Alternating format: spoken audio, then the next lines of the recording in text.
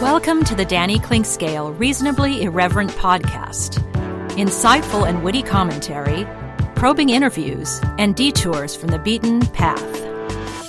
Welcome to Kansas City Profiles presented by Easton Roofing. Wyatt Thompson has been the voice of the Kansas State Wildcats since 2002, calling hundreds and hundreds of football and basketball games, and he stepped into big shoes at an interesting time there.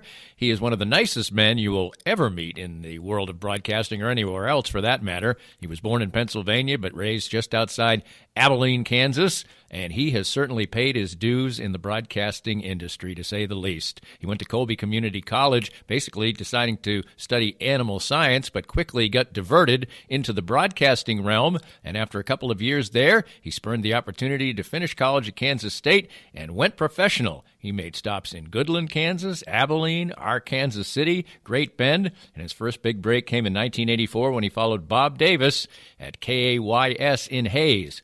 5 years later, he reached the Division I level, moving to Fort Collins, Colorado, covering Colorado State from 1989 to 2002, and also the Denver Broncos, pregame show, all kinds of different things.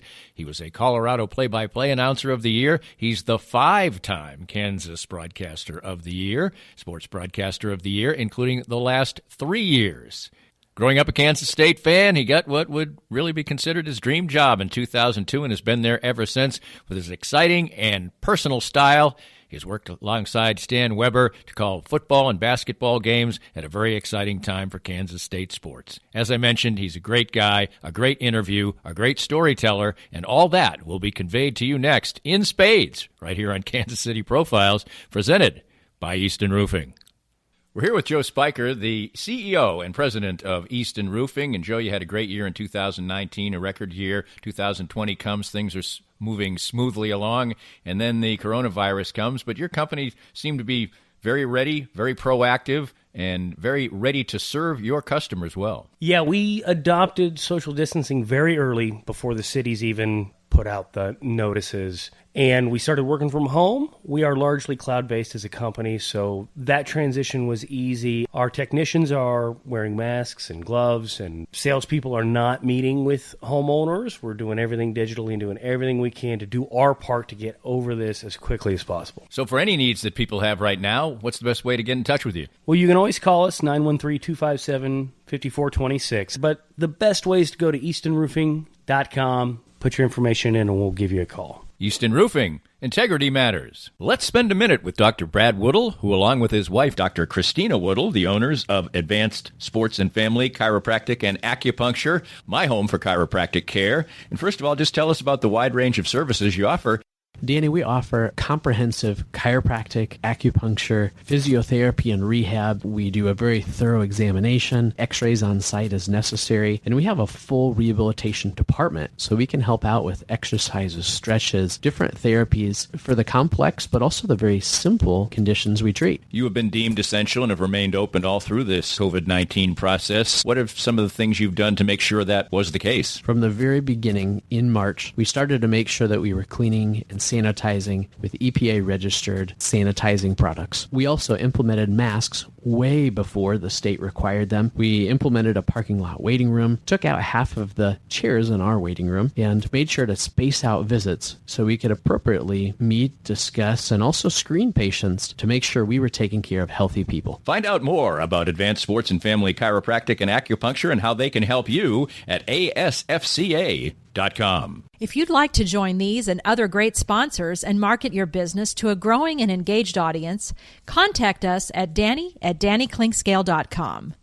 Look forward to hearing from you. Wyatt, you were born in Pennsylvania, but you came to Kansas as a young boy, moving to Abilene when your father took a job in the cattle business. What are your first memories of Kansas? You know, I guess probably the feedlot where my father worked and just what it was like. They ran a lot of cattle in those days.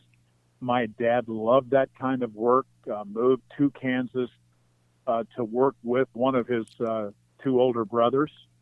And so I think the feedlot part of it and just the life, the lifestyle there where, you know, it's country living and, you know, the money wasn't great, of course, but I just remember, you know, being a young boy that spent a lot of time on horses and those types of things, and that's just kind of the way it was.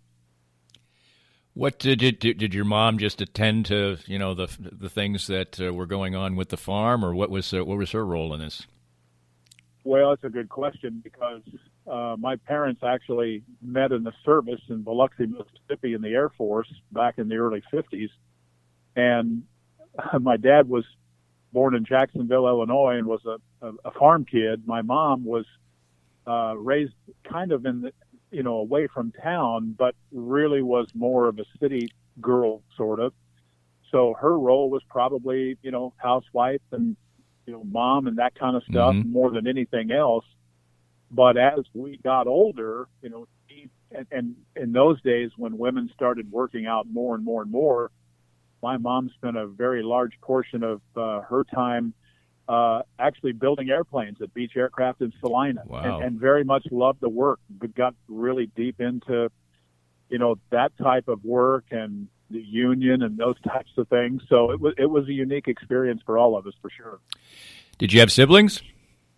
I do. I have two younger sisters. My sister Kay is 16 months younger than I, and then I have a sister, Leisha, who's 5 years younger. Kay is a surgical nurse, lives in Hutchinson, Kansas, and my sister Leisha and her husband have a farm and ranch operation north of Salina, about 25 miles. So in terms of what we do for a living, I think we're kind of all over the map, I guess, but that's all right, too. It absolutely is all right. Just before you started seventh grade, you moved to a farm north of Solomon. I'm reading this from an article from the Salina Journal, so they're actually assuming that everybody knows where Solomon is, but I sure as hell don't. So tell me where Solomon is and what it was like, okay. what Solomon was like. Well, Solomon, from where we were talking about where that ranch was and feedlot where my dad worked, is probably only about 8 or 10 miles, basically straight west. Okay. So when we came to Kansas, we were in that Abilene, Solomon, Chapman district, no matter where we lived. And we lived in probably a couple of 2 or 3 different places before my parents bought the farm that what I say we grew up on.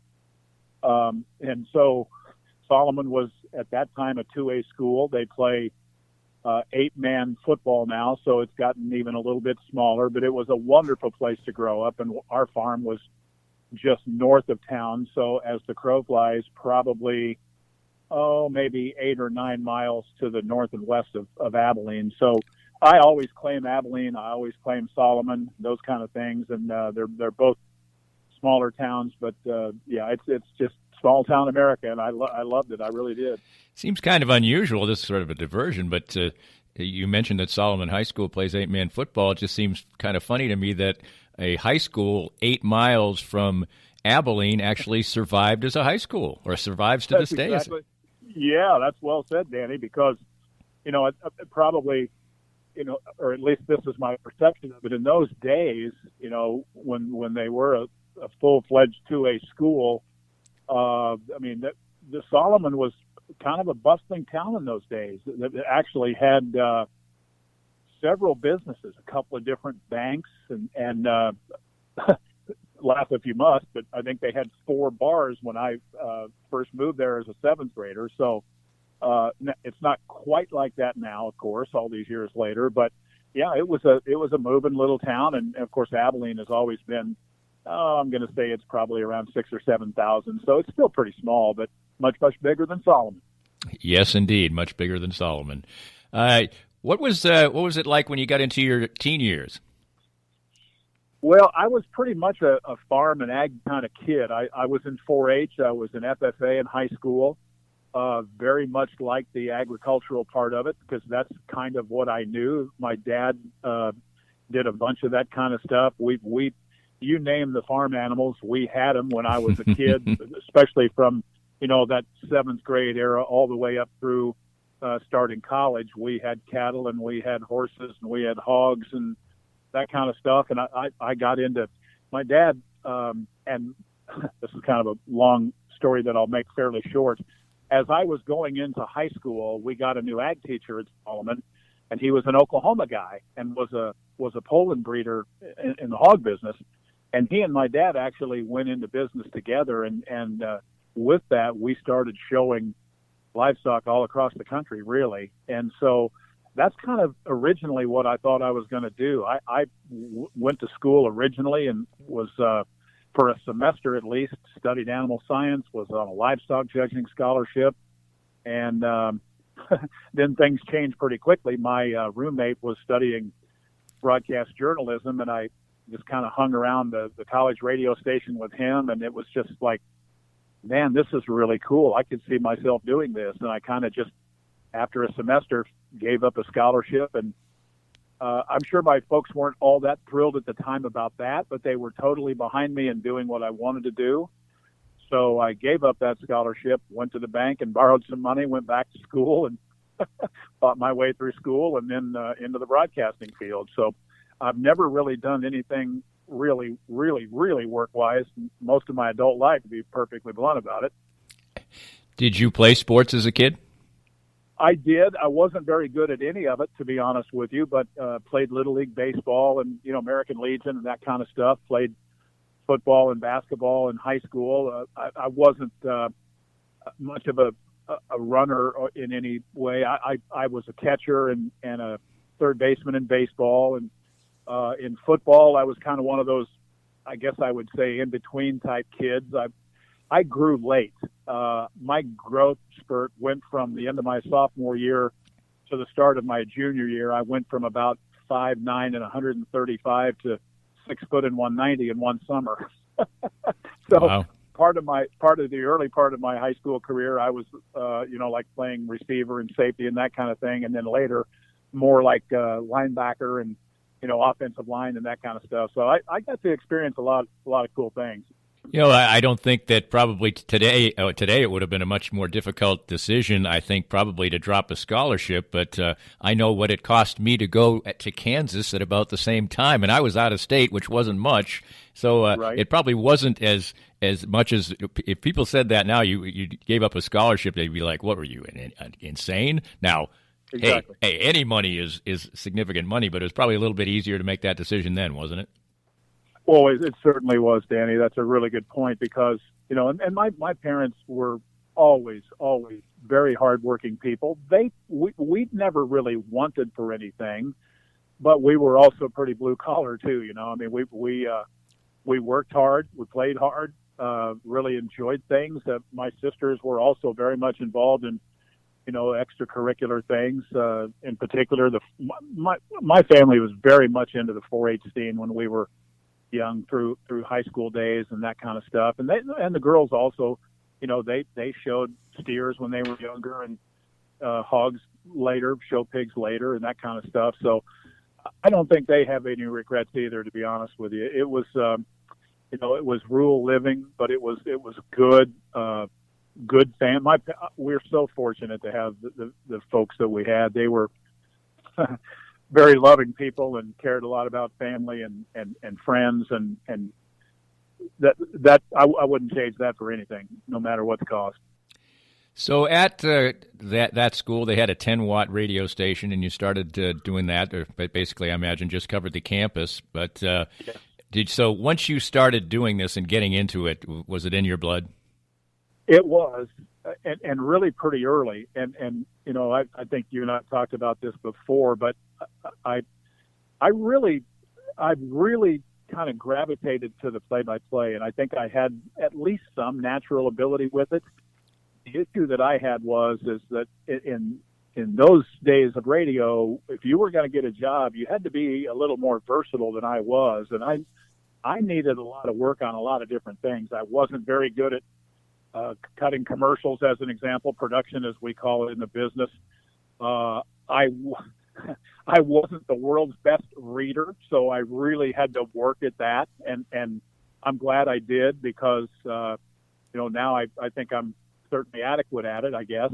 But so some of it, the point is, some of it came fairly naturally, and some of it did not. So I had to kind of find a balance where it would all work out. And after school, that first job, I when you're just starting out, you do everything. I remember being a DJ and, filling in, doing newscasts and very, very small market television, but I did that too. And this was even before teleprompters. That kind of dates me a little bit. It makes me feel really old saying that, but it is the truth. So there was a lot of looking down and up and that kind of stuff. And I wouldn't trade that either, though, because that was such an incredible, that first job was nearly 3 years, and what a great training ground for me. And you actually made the decision to not go and get to a four-year college. You were going to go to K-State, but once you got offered a professional job, you opted not to do that. It resonates with me because I really had started to work in radio when I took some time off from KU, but I eventually decided that I did want to get a degree just because I wanted to, and I ended up, but I didn't really have to. And at that point in time, if you were into the radio scene, it really wasn't gonna hurt you not to have a 4-year degree at that point. Yeah, you're right. At that point, the people that I talk to now, the young folks that want to do what I do for a living, I never, ever, ever give them advice to not finish school. I want them to do that because I have no regrets. It was the right decision for me at the time, but it was a different time, a different era. It's much better to go get that, degree now, I think, and have the full college experience. In a nutshell, really what happened, there was an opening in the summertime. And I had an opportunity. They it wasn't something I was looking to do, but they offered me a job full time, and it just felt right. I was very comfortable with the guy that I went to work for, and I loved him. We lost him, a couple of years ago. Kay Mealy was his name. Great Kansas broadcaster, no question about that. And I've been my whole adult life so thankful to have started there, because not only was it Kay, but his son Marty was there. And I learned from so many people, so many different things that at least gave me a base to grow from. Danny, you've been through all of this. It really gave me a chance, because all of those things that I wasn't very good at, I did get better at over time. It wasn't overnight, but I did get better at it. And that, as happens in the broadcast business, that led to the next job and then the next job, and that's kind of how you do it, or most of us have done it. You made stops in Goodland and Abilene and Arkansas City and Great Bend, that's dues paying, because it's not like you were going from Goodland to Wichita to Denver. I mean, This is Goodland to Abilene to Arkansas City to Great Bend in fairly short succession. What were those stops like? Because it doesn't strike me that each particular job is that much bigger than the one before. Explain that a little bit. Well, it is a very, very good question, and it does probably need an explanation. And some of the explanations that I will give you are probably better than others. I am the first to stand up and say that not every decision that I made was a good one. And I probably did make a move or two that I always tell people I don't have regrets, but there's something that if I did, that would be, each experience made me better in some way, but that didn't necessarily always equate to, I should have. It's one thing to go from Great Bend, as an example, to Hayes, where I'm now doing Fort Hayes. That was a good move. I don't know if it was a good move, in all honesty, going from, Ark City to, to Ark City, or that kind of thing. Right. Nothing against it at all. I made friends. I think I got better, but, I don't know how smart it was looking back in retrospect to maybe another $150 a month wasn't as big a thing as I thought it might have been at that point. Well, $150 a month was more money than you think at that point in time. No question. So you're making these short stops, and you're somewhat climbing the ladder, as you sort of joke about there. What personally was going on at this time in your life? Well, that was another factor too, because I was married pretty young. I was 23, married a young lady who was 19. That was one thing and we had a son together. We were married for 8 years and then divorced. My son is now, it makes me feel old to say this, he'll be 39 in December. We divorced when he was 5. I was working at Fort Hays State and in Hays at the time, and really got the second real break of my young career at that point when I had an opportunity to move to Fort Collins and work at the Division I level in Colorado for the first time. So there was a lot going on there, both personally and professionally. I loved Hays. I was there for 5 years. I was doing Fort Hays. I was doing a couple of different high schools, and I loved it there. That is such a really cool little sports town and a neat little university and all of that. So that experience, and I worked for fabulous people there. That was awesome. And then that led to Fort Collins, and that was a whole different thing too, getting to the Division I level. And I wasn't the play-by-play guy, right out of the gate there either, Danny. I mean, I do, if nothing else, I could say probably to you that I think I am a guy who paid my dues, right or wrong. And I do believe that I did that, if nothing else. Do you think that those quick stops and the way your career was for a young bride or whatever was particularly difficult, or did that really not have anything to do with it? Well, no, it was difficult because I think looking back on it, I don't know that I would, how do I say this the right way? I was so focused on my career, right, and trying to move up, and frankly, not knowing really a lot of the things that I needed to know yet, and probably being a little bit impatient. That probably put a little bit of strain on it because Dustin's mother was a good person. She tried, but I put her in some pretty tough situations too, and she was kind of a homebody, liked to be close to her family. A couple of those moves weren't really closer, so that wasn't great either. So yeah, there were ups and downs there, both personally and professionally. But I do think over the course of time, it made us stronger. Mm-hmm. We became pretty proficient at trying to be, a parent to our son in kind of a non-traditional way, I guess I'll say. And I think, he turned out pretty well. So I guess we at least fought our way through it. Yes, absolutely. Tell when you obviously you get a Division I chance, and you mentioned that you weren't the play-by-play guy, and you really enjoyed it right away in Fort Collins.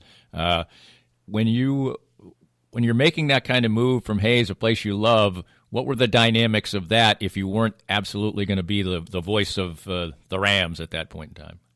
Well, that's a good question too, because I really kind of was the guy at Fort Hays. And when I went to Fort Collins, initially my job was I was going to be the sports director at the local radio station in Fort Collins. That was the flagship station for the 11-station Colorado State Sports Network in those days. And a buddy of mine, Steve Anderson, had gotten the play-by-play job. He was a guy who grew up in Fort Collins and moved back to Fort Collins from while I was in Hays. He was in Garden City. Good man. Actually left the radio business at one point while I was there, which gave me the Division I play-by-play opportunity. He really had a big change in his life. He went from that to he became a minister and is still that to this day. Great human being, though, and a wonderful person. And I always thank him a lot for the opportunity, because he helped me get to Fort Collins, and then his move helped me get into that play-by-play chair, which I've always been quite thankful for. You were at Colorado State and Fort Collins for 13 years, and did you get settled in there? And obviously, you're by the time 2002 rolls around, you're not a young man, but opportunities will pop up. But just tell us a little bit about your time in Fort Collins, both personally and professionally. Well, personally, it was a lot of work. But that was okay. At that particular time, my ex-wife remarried. My son was actually spending a large portion. He was going to school and living with me and spending a lot of the summer with her in Kansas while I was in Fort Collins. So that worked out really, really pretty well. But the work part was, I over a little bit of time here, but not too far deep into my run, I not only was the sports director at the station, but had the added responsibilities of programming the radio station. And so with that came, a little bit more money and a heck of a lot more responsibility and a heck of a lot more hours. But I was doing a lot of games and that kind of stuff. I at that particular point, I was like so enjoying the division, and it's, I guess I would call it maybe a little bit above mid-major level at Right. CSU at that particular time. But Earl Bruce was the football coach when I first went there, and then they transitioned into Sonny Lubick, and that was kind of where both of us kind of caught our wheels, so to speak, because his program started to escalate, which gave me, some really good experiences, and you start going to bowl games every year and that kind of stuff, and that was really great. So life was pretty good for me, at least on the professional level there. There wasn't a whole heck of a lot of time for the personal side of it other than, my son, and that's okay. I wouldn't trade that either. That was a really fun run for me there. This is pretty unusual for in the late 1900, I don't know what you say, 1900s. That's not the way you put it, but in the 90s or whatever, for a father to be raising his son. It would be ordinarily be the mom would get the primary responsibility, and you said that obviously he went for summers. That must, obviously you're working a lot and everything, but that's a pretty unusual situation that must have made you incredibly close to your son. It very much so, and he loved all of this. He was asked one time by a friend of mine. You would probably know Mark Schlereth, who worked at KOA sure. in Denver and was a Bronco player and all of that. I remember Mark asking him one day at KOA. He said, "So are you going to get into the broadcasting field like your dad?" And Dustin says, "Oh God, no! I want to make money. I don't want to work that hard." and you know what? I always appreciated the honesty. But the point of telling that is that even though that wasn't what was in his heart, I think he knew it was in mine. And he was really great about understanding the travel and all of the commitment. And yet we had a terrific relationship. We got to do, when I did have time, we spent all of our time together, whether it was playing golf or, hunting or whatever it might have been. That was all really, really fun. And it did make us closer. You're right about that. You must have had some people who really helped you out a lot if you were traveling so much and things like that as you're raising a son. Yeah, very much so. And those people are still to this day very, very close, not only to me and my heart, but for my son and his heart, I think. I was very fortunate. I had actually one of them was a neighbor that helped me with Dustin when I traveled a little bit later on and in this run. But I had a couple of younger people early on that I trusted 1,000%, and they were great with Dustin as he was, coming up through grade school and into junior high. That worked out really, really quite well. So sometimes you're just very fortunate, and I was fortunate to run into several good people that helped me, because there's no chance I could have done it by myself, and I think everybody knew that. So 13 years at Colorado State, and you're working hard, and you've got a bazillion responsibilities, but that's commonplace in the aspects of broadcasting. K-State job opens up in 2002. How did the transition come for you? How did that work? Well, my in, so to speak, for the K-State job was, as part of my time in Fort Collins, Tim Weiser was the athletic director at CSU. He was from Emporia and played baseball at Emporia State and those kind of things. And anyway, he got the K-State AD job. And then 2 or 3 years later, when the rights became up for bid and they were going to bring it in-house, that's kind of the opening that was afforded for me. And it was, I'm not going to kid you, it was a difficult time in some ways and the most thrilling part of my professional life in others, because at that time, when I took the job in 2002, that started the 1st of July, there were, some hard feelings with the rights changing and that kind of stuff within the university community, which I really didn't have anything to do with. But it was really a great time for me to come back because my dad was starting to have some health problems, and to be able to spend the next 9 or 10 years being so much closer to him was something that will always be, it'll always mean something big to me.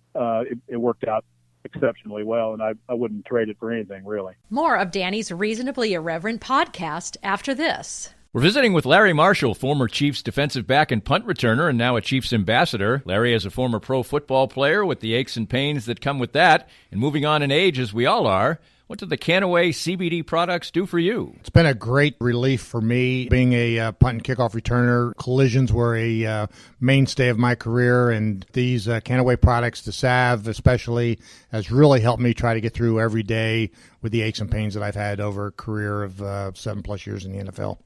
I get similar benefits as well, particularly with my back. Certainly wasn't a football player. What's the best way for our listeners to get more information about the great products themselves? Well, I'm so enthused about it, Dana. If they just contact me at larrymarshall.canaway.com, and I can give them all the information they need to help them get through the day as well. Start gaining all the benefits that Larry and I do from the trusted and reliable line of Canaway products. As Larry said, visit larrymarshall.canaway.com and get information on all the great products from Canaway.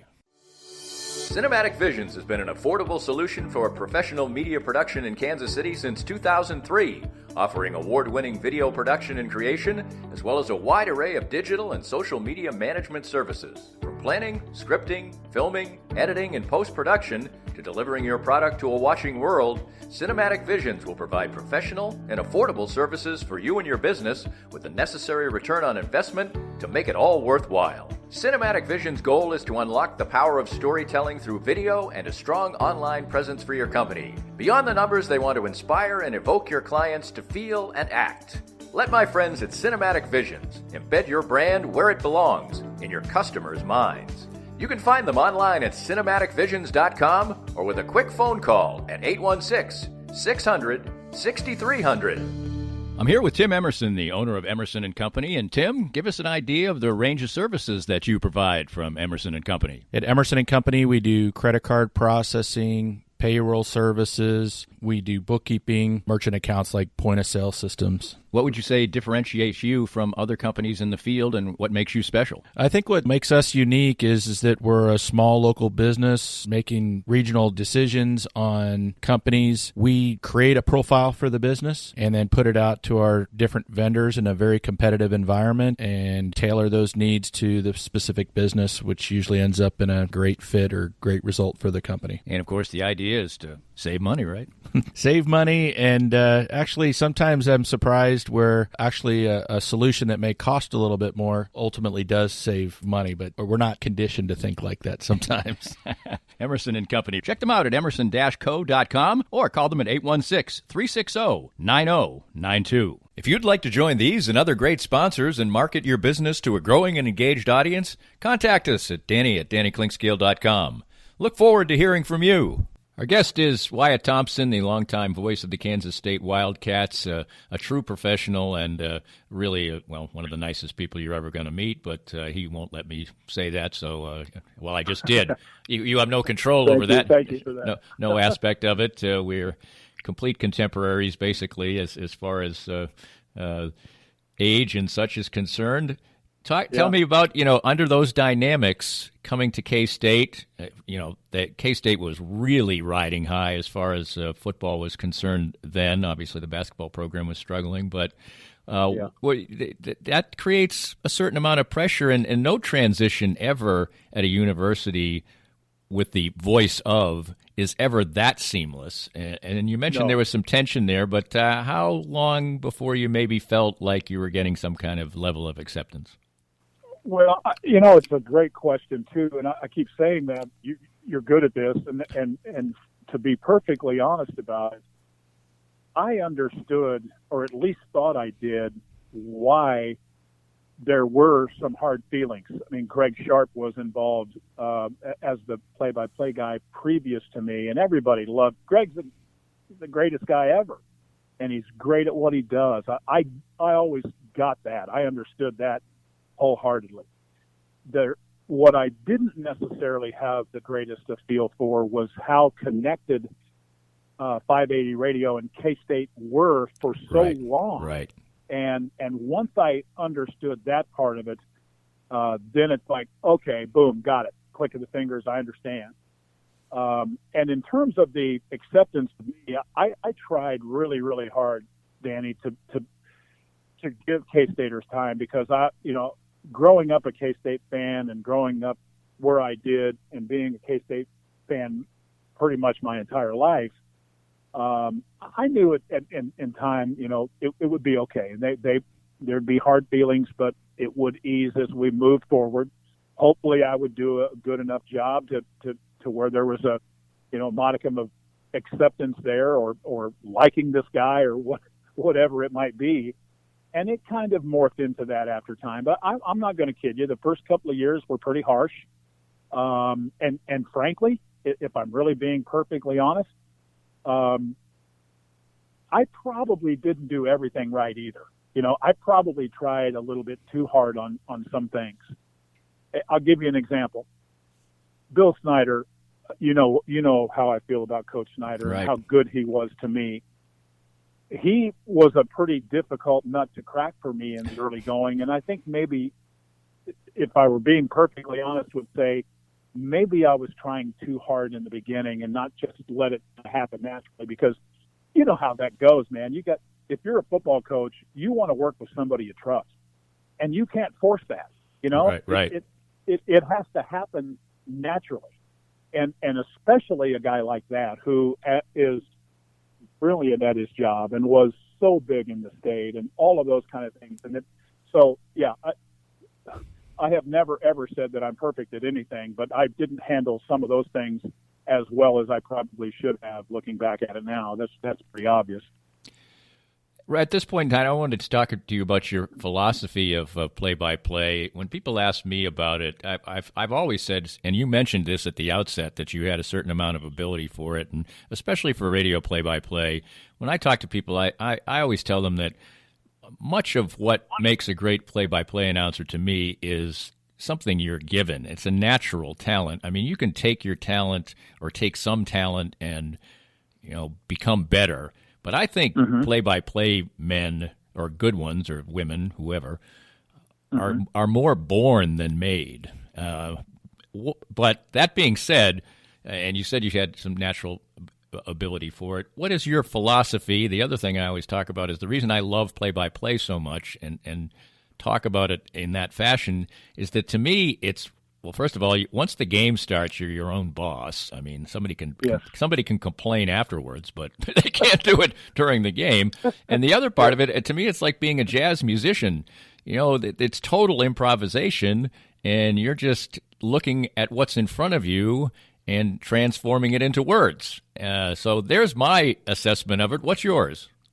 Well, you know what? That's really well said. I think at the end of the day, you are your own boss. Once you throw those headphones on and you go, you are in charge of that. That isn't necessarily the way it is in a television booth, and you know that. Right. Most people listening may or may not know that, but you do know that. And that's one thing that I've always appreciated about the radio play-by-play as much as anything. And I love all of the aspects of it. But the fact that you are your own guy and you are you're the guy leading the orchestra, so to speak. I'm so fortunate with the people I've worked with in my career, and especially here with Stan, who I know you're really good friends with. And I mean, who wouldn't want to work with a guy like that? Right. And so sometimes you get lucky there, no question. But yeah, I have always felt like, being your own conductor and doing it the way you want to do it, and presenting, this is our presentation, and trying to be as good as that. It's what I always admired about Mitch too, going back to his days at K-State. You know, they weren't very good when he and Stan were doing the games, you know, when Stan first started. But Stan told me one time, he said, you know, we knew we weren't very good in football, but we may have been the worst team in the league, but we wanted to have the broadcast in the Big 8. That always resonated with me, and I'm sure it would for you too, because it's like, you can't say it much better than that, you know? Give them a reason. I know we're not winning football games, but let's try to be great anyway. Right. I always thought that was so cool, and that's in part what draws you to it. I've always enjoyed being around the coaches and the young people and all of that kind of stuff, and that's part of it too.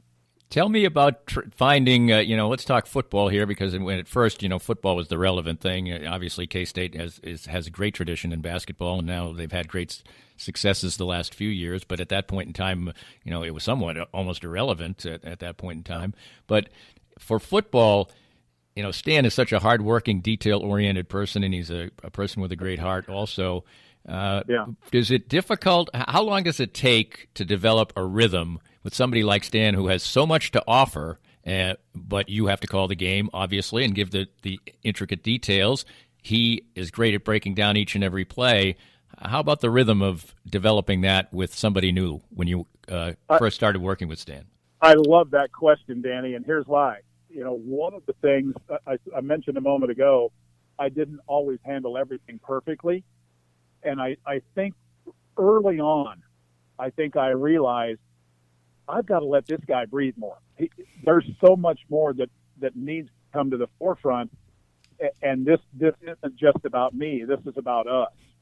And because everybody knew him and everybody loved him and everybody just was so mesmerized by his recall, his abilities to bring to the forefront the game and those types of things. I kind of in mid sentence, so to speak, had to downshift a little bit. You know what I'm saying? And let Stan come out a little bit more. And I was okay with that. I really was. So perfect beginning? No. Better as we went? Yes.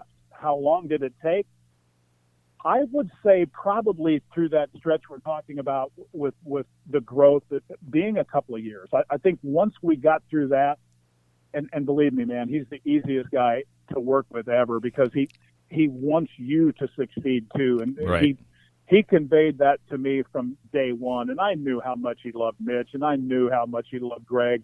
It couldn't have been easy for him, but he made it pretty seamless. And I've always appreciated that about him in a tenfold.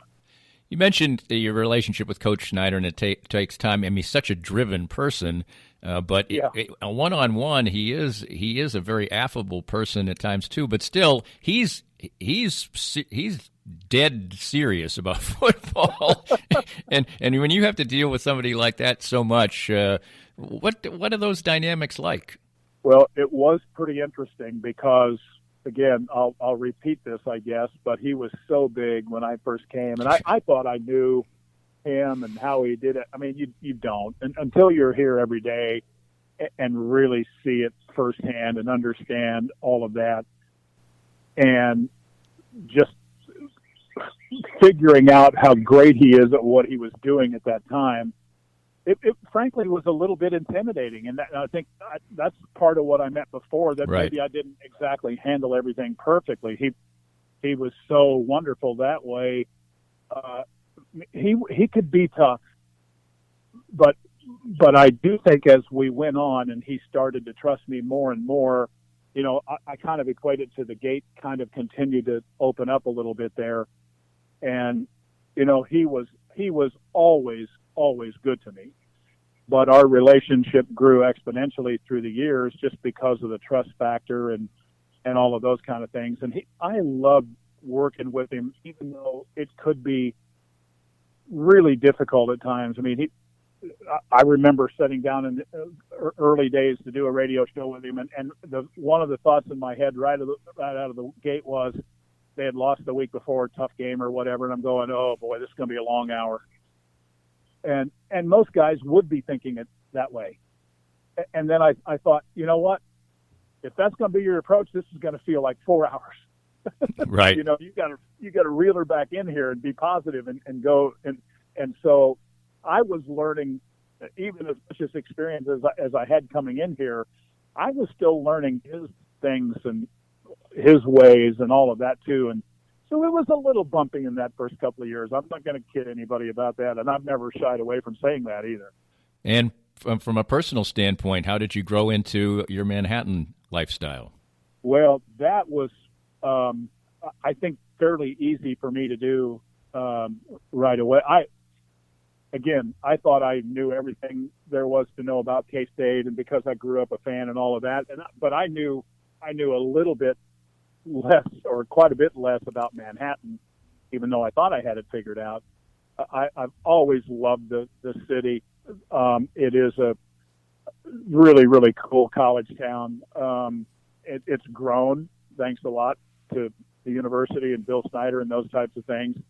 But the people here, they're so passionate about the athletics and the university and stuff. It's to me, that's the perfect blanket for the perfect bed, if that makes any sense at all. People here care very deeply about this school and what's going on here, and support it in every way they can. And I enjoy living here. It's been super. Your wife, Karen, how did you meet her, and how did that whole thing develop for your, second marriage? Well, yeah, I had been single a long, long time. Not that I hadn't had girlfriends and that kind of stuff, but we were introduced by a mutual friend who worked in the athletic department at K-State, Lon Floyd, who was a guy that ran our catbacker events and was in development and those kind of things after actually being an assistant for DeLoss Dodge and track many years before that. Karen was somebody that worked at K-State for 35 years before she retired a year ago last month. She purchased all the food for the residence halls for many, many years and worked for John Pence and Mary Molt, and grew up in Wichita and pretty much a lifelong K-Stater. And I told Lon straight up, I'm pretty much done with women, blah, blah, blah, blah, blah. And he goes, seriously, just take her to lunch. What's the worst that can happen? You can have another friend. And I'm thinking, okay, if I look at it like that, okay. And so one thing led to another, and we celebrated our 8th anniversary 4 or 5 days ago. Well, so we've got along really. She's awesome.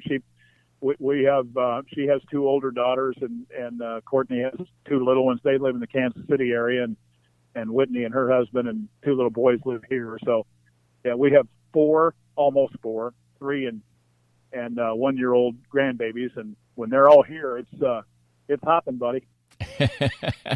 Yeah, you just have to. I have to ask you how that lunch went, because if you're sort of sworn off on really serious relationships or whatever, there must have been really something there that clicked. Yeah, there was, and when I went after I had the lunch with her, I went immediately back to Lon and said, okay, this girl was really, really, really pretty, very fun to talk to, just a terrific conversationalist. And then my next thing was, what's wrong with her? I didn't see anything wrong with her. There must be something wrong with her. And I believe his retort back was, you idiot, there isn't anything wrong with her. And he was right. So, yeah, we just kind of hit it off, honestly. And we didn't jump right in. We dated for a year and got to know each other a little bit. And then when we finally decided to get married and do all of that, she had a house, I had a house, so we sold 2 and bought 1, and there was some growth process going on there too. But it's changed my life, and all for the better, that's for sure.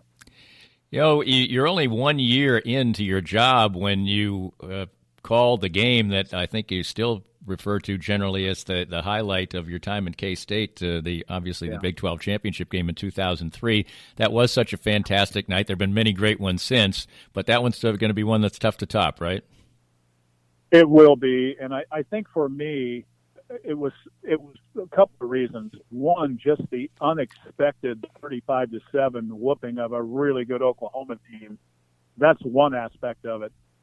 And by that time, I'm at the end of the second year that we've been chronicling here. And I guess leaving Arrowhead that night, in a very special night, the one thing that kept resonating for me was what it must have been like for Coach Snyder, especially after the unbelievable team he had in '98, among many others. But the '98 team, I think most people still think was his best team. And the heartbreak of that, and to finally get to that he strived for so long, what it must, and I'll probably never know what he felt that night. That's obvious, but that was in my head about, this is it. He did it. He did the impossible. He won a Big 12 championship in football at Kansas State. So that's what I remember all these years later. When obviously you didn't have to put in too many years of really bad basketball, but the fans had put in a lot. I have to ask you in this regard, my baseball is my favorite sport, but there's little question that to me basketball is my favorite play-by-play sport. I think the jazz element of that, the fact that you have to be fast and the continuous action. Is there a sport between football and basketball that you prefer? I think basketball, I think you said that perfectly, because that's what I've always loved about basketball. I, too, probably gravitate towards baseball first and foremost, always have, from the time I was a little kid. Mm-hmm. Me too. I mentioned way early that my dad was from Jacksonville, Illinois. That's 90 miles north of St. Louis. And so he is a diehard Cardinal fan. I've got that, and I know people don't like to hear that, but I'm a Royals fan too. But as a kid, I was a diehard Cardinal fan, and so I've always started with baseball. But I love the basketball play-by-play. I love the speed of it, and I think it challenges you to really get it all in, even though you don't ever always get it all in. But the challenge of it is, I've always loved that. But being at K-State, I have to be blunt and honest about this. The football here has been so good. It's kind of gone up the ladder in terms of, the preparation and how much more I appreciate it now than I did even back to 2002. But I mean, I love all the play-by-play sports. There's no doubt about that. But I always have gravitated towards baseball. That answered your question at least a little bit. Yes, it did. It did indeed. When you're talking about being the voice of a university in college sports, there becomes a certain amount of time eventually where you're an iconic broadcaster there. I mean, you've been there now for a long, long time. Do you sense the appreciation that the fan base must have for you after all this time? I think for the most part, I would answer that with a resounding yes. And I think that is a product of exactly what you said. I have been here now a long time. People are kind of, when they flip the radio on, I think they kind of know what they're going to get with Stan and I, to be honest. Excuse me. And I think they have an appreciation for that, and I'm pretty sure Stan does too. We do try to be pretty consistent with who we are and how we go about our business and calling games and all of that. So, yeah, I think most of them are very appreciative of, kind of our efforts and how we do things. At least that's the way I choose to look at it. Hope that's the case. Yeah. Just a quick word about the two basketball coaches you had the longest tenures with. Obviously, the current one with Bruce Weber and then Frank Martin, both great guys, both engaging personalities, but just about as different of people as you could ever ever imagine. Just talk a little bit about the relationship with those two guys. Well, it was I think I had a really good relationship with Frank. We're still friends. I'll probably always will be. I loved him in so many ways. Loved his passion for the game, certainly, and his love of that. And I think he's a little bit misunderstood, even still to this day, by no matter where he's at or who he's worked for. I think that's just Frank. But away from the game of basketball, he's such a great guy and a family person. I appreciate that about him. With Bruce, I appreciate maybe as much as anything, as a broadcaster, you strive to be consistent. And I think you can make an argument that even though we've been a little bit up and down at times, his work is pretty consistent in how he goes about it. Some years have been better than others, certainly. But he's so consistent as a coach, as a person. And I've been fortunate enough to be around him when he is around his family and stuff. And it would make you feel good to see him around his family and what it means to him, whether it's a brother, his daughters, his grandsons, or his wife, whatever it might be. He's all in on all of that. And at the end of the day, he's just a gym rat. And Frank, even though they are A to Z different, Frank's pretty much, he was coaching. He told me stories about coaching junior high basketball and stuff like that in Florida. And you talk about a guy who's paid some dues. Both of those guys have done that. No question about it. Well, another aspect of being a longtime voice of university sports is the fact that at a certain point in time, you kind of can write your own ticket. I mean, you can decide. People work for a long, long time, generally. And have you given any thought at this point in time? You're certainly not an older man. I'd say that vigorously since we're about the same age. Right. But have you ever given any thought about how long you want to do it? Not yet. And I think I will at some point. I've said this, publicly, so I'm not breaking any barriers here with you, Danny, but I haven't really thought about it. I've been so blessed here because when I walked in here, I had no idea that it would, turn out like this and last this long and have the experiences I've had and all of that.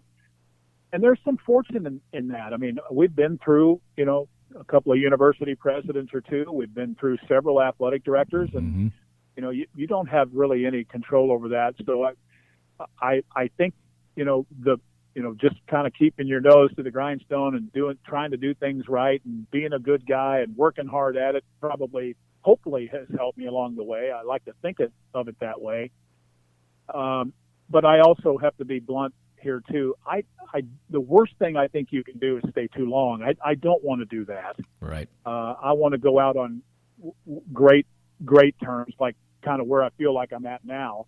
And whatever the balance that is, probably will play out the way it should. At least I hope that's the case. That being said, you must be incredibly gratified by the way that your career has gone. You've gotten to spend the last couple decades calling games for the university that you grew up rooting for as a young person. You had, as we mentioned before, you did pay your dues.